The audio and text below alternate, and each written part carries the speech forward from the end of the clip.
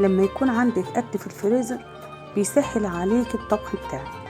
أنا كان عندي الفرخة بتاعتي متبلاها وحشيها بالمرتة وعيناها في الفريزر. تعالي نشوف هنعمل ايه وبكل سهولة لست البيت الموظفة، أو لو انتي عندك بيبي صغير وعايزة توفري في وقتك الأكل ما يكون عندك في الفريزر وتطلعيه عشان تطبخيه هيوفر لك وقت قد ايه. تعالى اوريكم من اول ما انا فتحت الفرخه وهي في الفريزر طلعتها عملت فيها ايه.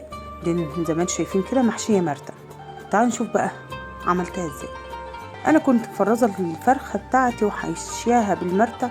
انت براحتك عاوزه تتبليها تتبيل عادي من غير حشوه. احنا بنحب الحشوه المرتة قوي، بصل مدعوك بالملح والفلفل والكمون وبنشوحه زي ما انتم شايفين. انا مفرزاها ولفاها وكاتبه عليها اللي دي فرخه محشيه مرتة عشان ما تتلخبطش في الفريزر. هطلعها تفك، يعني انا مطلعاها من بعد السحور لغايه مواعيد الظهر. قمت بعد الظهر براحتي خالص وصلينا الظهر وقعدت وقرينا قرآن ومفيش اي استعجال في الاكل خالص.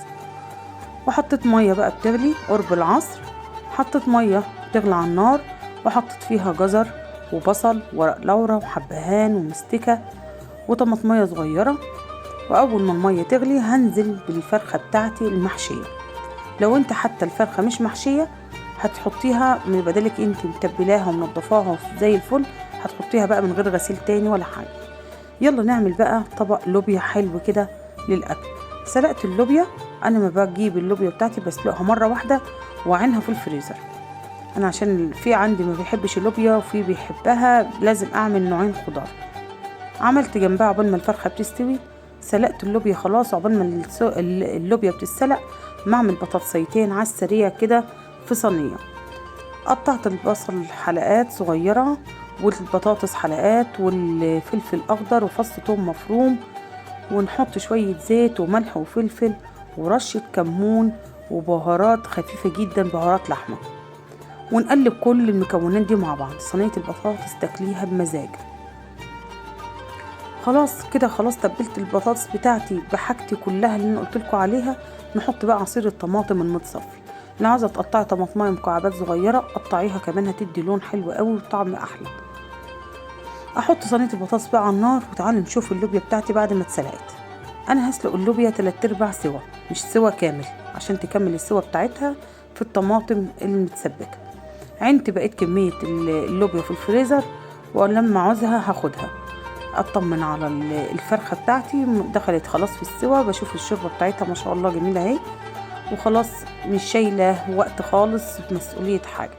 حمرت بصلايه مفرومه صغيره، واول ما ابتدت تصفر نزلت بفصين توم مفرومين عشان نعمل اللوبيا بتاعتي والتسبيكه بتاعت اللوبيا.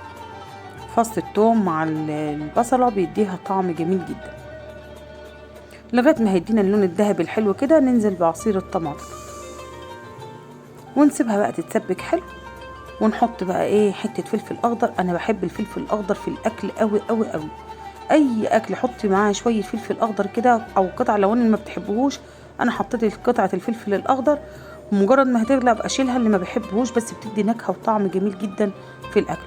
وبهرت بملح وفلفل وكمون وبهارات لحمه. الكمون لازم ضروري قوي علشان اللوبيا بكليات. واول ما الطماطم بتاعتي تتسبك كده حلو ننزل باللوبيا تكمل السوا بتاعتها مع الطماطم بتاعتي مع عصير الطماطم المتسبك بتاعي. وتعالوا نشوف البطاطس اهي ما شاء الله عليها ريحتها تجنن. لغايه ما تتشرب تدخل في السوا هدخلها الفرن تتحمر. ويلا نقدم اكلنا الجميل. الفرخه شلتها ودخلتها الفرن دهنتها ملح وفلفل ودخلتها الفرن اتحمرت في الشوايه، واللوبيا بتاعتي وجمالها، وطبخت الرز. ودي كان فطارنا النهارده، اكله جميله وكله على السريع. لما يكون عندك اكل في الفريزر بجد بيسهل عليك الموضوع جدا. وكمان لو انت اللوبيا مسلوقه وجاهزه هتسهل عليكي برضو تطلعيها تحطيها. لو عندك برضو الطماطم متسبكه هتطلعيها وتعمليها. ودي جمال المرتة بتاعتي بقى والفراخ بتاعتي. يا رب الفيديو بتاعي يعجبكم، وما تنسونيش في اللايك والاشتراك في القناه وتفعيل الجرس عشان ينزلكم كل جديد. السلام عليكم ورحمه الله وبركاته.